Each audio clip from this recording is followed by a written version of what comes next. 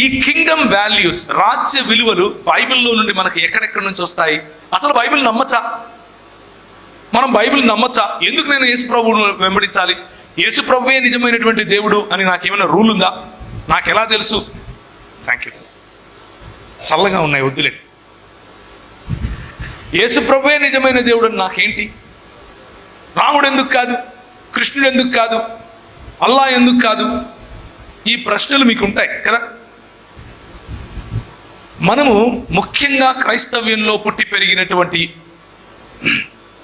ఎక్కువగా సంఘాలకు అంటే చర్చిలకు వెళుతూ ఉన్న తర్వాత కూడా మనకున్నటువంటి అనేక ప్రశ్నల్లో ఈ ప్రశ్నలు కూడా ఉంటాయి. యేసు ప్రభువునే నేను ఎందుకు నమ్మాలి?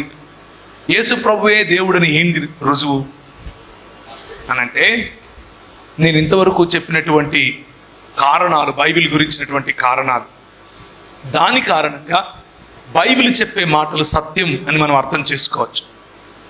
అంత మాత్రమే కాదు, అది మాత్రమే కాదు, బైబిల్లో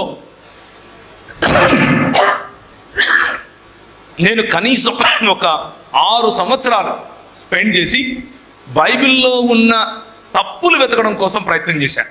2002 నుంచి 2008 వరకు, 2002 నుంచి 2008 వరకు నేను ముస్లింలతో చేసే డిబేట్స్ కారణంగా వాళ్ళు అడిగే తప్పులు, వాళ్ళు చూపించే బైబిల్లో ఉన్న రంధ్రాలు, ఇలాంటివన్నీ వెతికి మొత్తం చూస్తే బైబిల్లో ఒక్కటంటే ఒక్క తప్పు కూడా కనపడలేదు. ఒక్కటి. ఇంటర్నల్గా లేదు, ఎక్స్టర్నల్గా కూడా లేదు. ఇంటర్నల్గా ఉన్నటువంటి తప్పులకు మనం సమాధానం చెప్పచ్చు. ఎక్స్టర్నల్గా ఉన్న సైన్స్, సో కాల్డ్ సైన్స్ అడిగే ప్రశ్నలకు సమాధానం చెప్పచ్చు. బైబిల్లో తర్కానికి విరుద్ధంగా, సైన్స్కి విరుద్ధంగా, అంటే ఎస్టాబ్లిష్డ్ సైన్స్కి విరుద్ధంగా ఒక్క మాట అంటే ఒక్క మాట కూడా లేదు. కానీ మిగిలిన గ్రంథాల్లో వందలకు వందలు చూపించవచ్చు, వందలకు.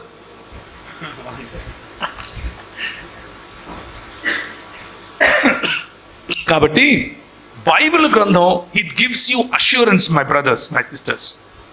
మీకు ఒక సాలిడ్ ఫౌండేషన్ ఇస్తుంది బైబిల్. ఒక్కసారి ఈ బైబిల్ని కనుక గట్టిగా పట్టుకోగలిగితే, రూపాంతరము అన్నది, లేకపోతే లెక్క చెప్పటానికి సిద్ధపాటు మన థీమ్ అన్నది ఆటోమేటిక్గా మొదలవుతుంది. ఆటోమేటిక్గా మొదలవుతుంది. ఈరోజు మధ్యాహ్నం మీకున్న ప్రశ్నలు మీరు అడుగుతూ ఉన్నప్పుడు మరిన్ని ఎక్కువ ఈ కోణంలో నుంచి చూసే ప్రయత్నం చేద్దాం. కానీ ఇప్పుడు యేసుక్రీస్తును అనుసరిస్తే నాకేమొస్తుంది అన్నటువంటి ప్రశ్నలు కూడా కొంతమందికి ఉంటాయి. అనుసరిస్తే ఏమొస్తుంది అన్నది తప్పకుండా చూద్దాం. కానీ అనుసరించకపోతే ఏమొస్తుంది అనేది చూద్దాం. ఫస్ట్ హేతువాదము లేకపోతే నాస్తికవాదంలో నీకు భయంకరమైనటువంటి సమస్యలు వస్తాయి. ఉదాహరణకు, హేతువాదంలో సంబంధాలకు ఫౌండేషన్ ఉండదు. ఎవరిని అక్క అని పిలవాలి, ఎవరిని చెల్లి అని పిలవాలి, హేతువాదుల దగ్గర సమాధానం ఉండదు. నేను ఎందుకు మా అక్కను పెళ్లి చేసుకోకూడదు, హేతువాదుల దగ్గర సమాధానం ఉండదు. నేనెందుకు ఒక స్త్రీతో వ్యభిచారం చేయకూడదు, హేతువాదుల దగ్గర సమాధానం ఉండదు. నేనెందుకు కష్టపడి చదవాలి, హేతువాదుల దగ్గర సమాధానం ఉండదు. నేనెందుకు సమాజ సేవ చేయాలి, హేతువాదుల దగ్గర సమాధానం ఉండదు. అంటే లైఫ్కు పర్పస్, మన జీవితానికి ఒక పర్పస్ ఉంటుంది, మన జీవితానికి ఒక ఉద్దేశం ఉంటుంది. ఆ ఉద్దేశాన్ని హేతువాదులు లేకపోతే నాస్తికవాదులు చెప్పలేరు. జొరాస్ట్రియనిజం అంతే, అంటే పార్సీ వాళ్ళు, గోద్రేజ్, టాటా ఇలాంటి వాళ్ళందరూ పార్సీలు అన్నమాట. అదొక మతం, వాళ్ళ దగ్గర ఉండదు సమాధానం. మిగిలింది నీ దగ్గర ఒకే ఒక్క మార్గం, అదేంటి? యేసు అనే మార్గం. పోనీ దీంట్లో నాకేమొస్తుంది, దీంట్లో నేనేం కోల్పోతాను? నంబర్ 1, నీ పుట్టుక ఆధారంగా నీ మంచి చెడులను ఆయన నిర్ణయించడు. నంబర్ 2, నువ్వు చేసే మంచి పనులు, చేయని మంచి పనులు ఆధారంగా ఆయన నీకు పరలోకమా లేకపోతే ఆయన రాజ్యంలో ప్రాతినిధ్యాన్ని ఇవ్వటము ఇవ్వకపోవటం అనేది చేయడు. నీ ముక్కు చక్కగా ఉందని, లేకపోతే నువ్వు అందంగా ఉన్నావని, లేకపోతే నువ్వు బాగా చదువుతావని, లేకపోతే ఇంకా ఎన్నో క్వాలిఫికేషన్స్ నీకున్నాయని ఆయన నిన్ను ఎంచుకోడు, నిన్ను తృణీకరించడు. యేసు ప్రభువుకు ఉన్నటువంటి యునిక్నెస్ ఏమిటి అనంటే, ఆయనకు ఉన్నటువంటి ప్రత్యేకత ఏమిటి అనంటే, ఉచితంగా, ఫ్రీగా, ఉచితంగా నువ్వేం చేయక్కర్లేదు. మతం ఏదో ఒకటి చేయమని చెప్తుంది, ప్రభువు నువ్వేం చేయక్కర్లేదని చెప్తాడు. ఎందుకు అనంటే, ఉచితంగా నీకు కావాల్సింది నేను చేసేసాను. నువ్వు చావాల్సిన చోట నేను చచ్చాను. కాకపోతే నువ్వు చస్తే తిరిగి లేలేవు, నేను మరణాన్ని జయించి తిరిగి లేచాను అని చెప్తున్నాడు. ఏం చేశాడంటే యేసు ప్రభు, ఈ ఇల్లంతా బంగారం నింపి ఈ ఇంటి తాళపు చేతులు నీ చేతికి ఇస్తున్నాడు. తీసుకోవాలా వద్దా అన్నది నీ చేతిలో ఉంది. తీసుకుంటే బంగారం, తీసుకోకపోతే నువ్వు ఆ ఇచ్చే వ్యక్తిని, ఇచ్చిన బంగారాన్ని కోల్పోతావు. As simple as that. ఇంతకు మించి నరకం ఏది లేదు. ఇంకా నరకం అంటే యేసు ప్రభువు లేని చోటే. నరకం అంటే దేవుని సన్నిధి సంపూర్ణంగా దూరం అయిపోయిన ప్రదేశమే, దూరం అయిపోయిన స్థితే. దాన్నే నరకం అంటారు. అదే కాలినటువంటి అనుభవం, అదే పండ్లు కొరికే అనుభవం,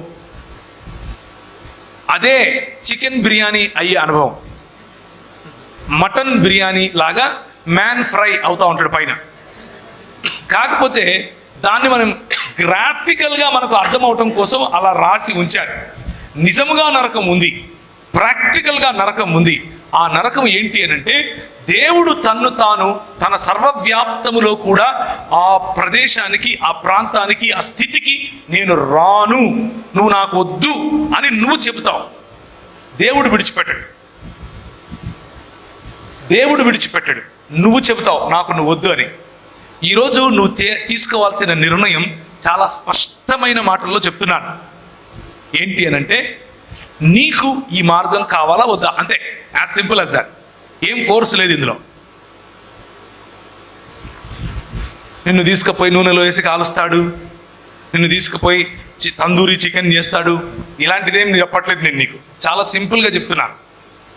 ఆయన ఇస్తానంటున్నాడు, ఉచితంగా ఇస్తానంటున్నాడు. తీసుకోవాలా వద్దా నీ చేతిలో ఉంది. ఎందుకు తీసుకోవాలి నేను అని అడగచ్చు. దానికి సమాధానం చెప్తాను. నాకు అవసరం ఏంటి? నంబర్ 1, నీకు అది కావాలి. ఎందుకు అనంటే అది జీవం. అది లేకపోతే నువ్వు నిర్జీవం అయిపోతావు. అది లేకపోతే, ఆ జీవం లేకపోతే, ప్రభువునందున్న జీవము నీలో నువ్వు కోరుకోకపోతే నువ్వు మృతుడితో సమానం. ఎందుకు అనంటే పాపములో పడి ఉన్నాం మనం. ఎందుకు పాపంలో పడి ఉన్నాం అనంటే, ఆదాము హవ్వలు మొదలుకొని ఏదేను తోటలో చేసినటువంటి ధిక్కారస్వరం. ధిక్కారస్వరం అంటే అర్థం ఏంటి? తిరుగుబాటు. ఏంది నీది అన్నం. దేవుణ్ణి చూసి ఏంది నువ్వు నాకు దేవుడు ఏంది, నేనే దేవుడు బా అండం. అలా అన్న కారణంగానే మనం దేవుడు ఇచ్చినటువంటి ప్రాతినిధ్యాన్ని, దేవుడిచ్చినటువంటి అధికారాన్ని, దేవుని యొక్క మహిమను, దేవుని కుటుంబములో పౌరసత్వాన్ని, లేకపోతే కుటుంబ సభ్యత్వాన్ని కోల్పోయాం. కోల్పోయిన సభ్యత్వాన్ని, కోల్పోయిన కుటుంబ సభ్యత్వాన్ని, కోల్పోయిన దేవుని రాజ్య పౌరసత్వాన్ని, కోల్పోయిన దేవుని రాజ్య ప్రాతినిధ్యాన్ని నీకు తిరిగి ఇవ్వటమే రక్షణ అంటే. రక్షణ అంటే అంతే. రక్షణ అంటే యేసు ప్రభువుతో సంబంధం. రక్షణ అంటే యేసు ప్రభువుతో ఫ్రెండ్షిప్. రక్షణ అంటే యేసు ప్రభువులో ఫ్యాషనబుల్గా బ్రతకడం. రక్షణ అంటే యేసు ప్రభు ఫ్యామిలీలో భాగం అవటం. రక్షణ అంటే యేసే నీకు ఫ్యూచర్ అవటం. రక్షణ అంటే యేసే నిన్ను ఫ్లైట్స్ లేకపోతే హైట్స్లోనికి తీసుకెళ్తాడు అన్న నమ్మకం. దాన్నే కింగ్డమ్ లైఫ్ అని పిలుస్తారు, రాజ్యములో ఉన్న జీవం అని పిలుస్తారు. మిగిలింది నీ సొంత జీవం. నీ సొంత జీవంలో తర్కం ఉండదు. నీ సొంత జీవంలో మీనింగ్ అంటే దానికి సార్థకత ఉండదు. నీ సొంత జీవనంలో నువ్వు అనుకుంటావు మౌజ్ మస్తీ కరో, ఎంజాయ్ కరో, ఘర్ పే జాకే సోజావ్. అది చెయ్యొచ్చు. అది యేసు ప్రభువులో చేస్తే ఇంకా మజా ఉంటుంది, చాలా మజా ఉంటుంది. యేసు ప్రభువులో ఆ యేసు ప్రభువుని నమ్ముకుంటే నేను ఆనందంగా ఉండలేను, నేను ఎంజాయ్ చేయలేను అని ఎవరైనా అనుకుంటూ ఉంటే మీకు చెప్పిన సువార్త తప్పుడు సువార్తే.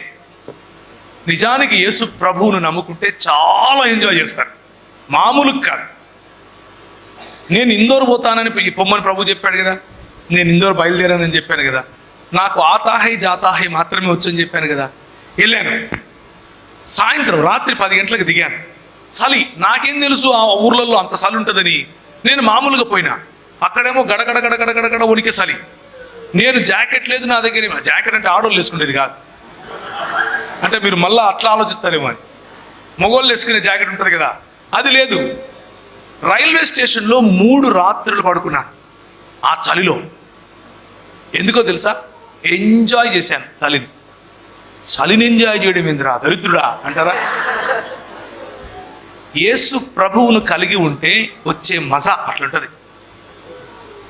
యేసు ప్రభువును కలిగి ఉంటే వచ్చే కసి అట్లుంటది. ఎవ్వరు తెలీదు ఆ ఊర్లో, భాష రాదు, ఎక్కడికి వెళ్ళాలో తెలీదు. ఒకరోజు రాత్రి టికెట్ కొనుక్కొని వెళ్ళిపోయాను అంతే. అక్కడికి వెళ్ళిన తర్వాత పరిశుద్ధాత్ముడు నడిపిస్తున్నాడు. ఒకరోజు రాత్రి, 3వ రోజు రాత్రి పడుకొని ఉంటే ఒక కనబడింది.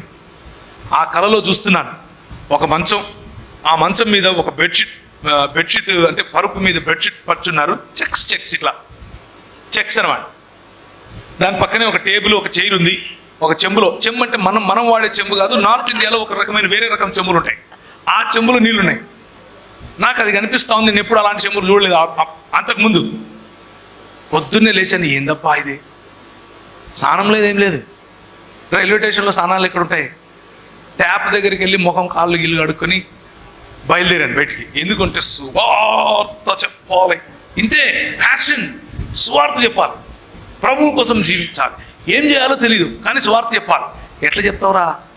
ముగి సైకిల్తో చెప్తాను, ఆతాహై జాతాహై అంటాను. ఏదో అవతలోనికి మాత్రం అర్థమవుతా ఉంది, అవతలోనికి అర్థమవుతా ఉంది నేను మాట్లాడేది. ఎలా అర్థమవుతుందో నాకు తెలియదు. పొద్దున్న లేచి బయలుదేరాను. బయలుదేరితే రాత్రి నాకు కలలో కనిపించిన ఇల్లే.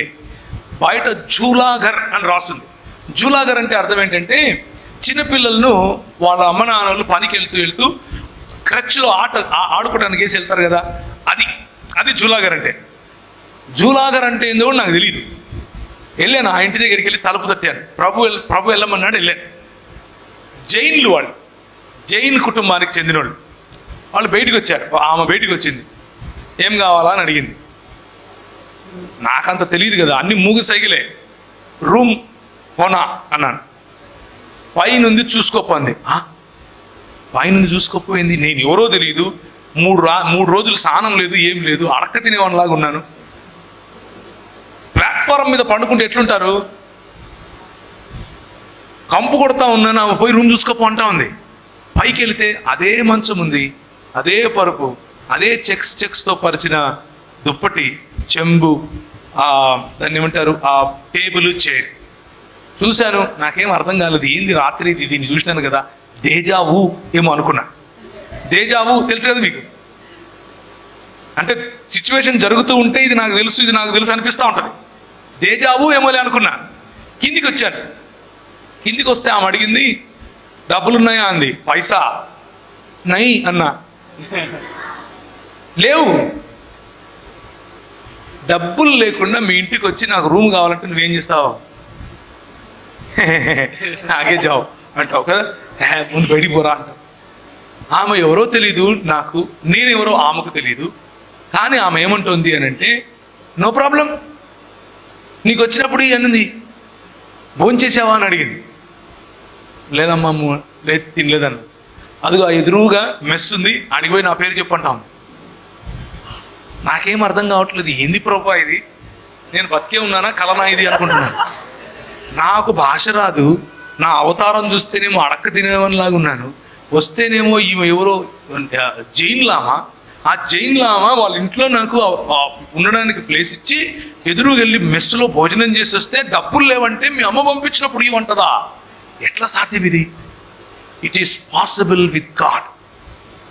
దేవునితో అది సాధ్యం. God can do that miracle in your life. దేవుడు అది చేస్తాడు. నమ్మటానికి కొంచెం కష్టంగా ఉంటుంది. కథలు చెప్తున్నాడు ఈయన, కథలు కాదు, నిజం చెప్తున్నా. ఇదే జరిగింది నా లైఫ్లో, యాజ్ ఇట్ ఈస్గా చెప్తున్నా, జరిగినట్లు. ఇందోర్లో నేను ఎక్కడికి వెళ్ళానో తెలియదు, ఏ ప్రాంతంలో దిగానో తెలియదు, భాష రాదు, ఏ ఇంటికి వెళ్ళాలో తెలియదు, కానీ ప్రభు నడిపించాడు, ప్రభు ఇప్పించాడు.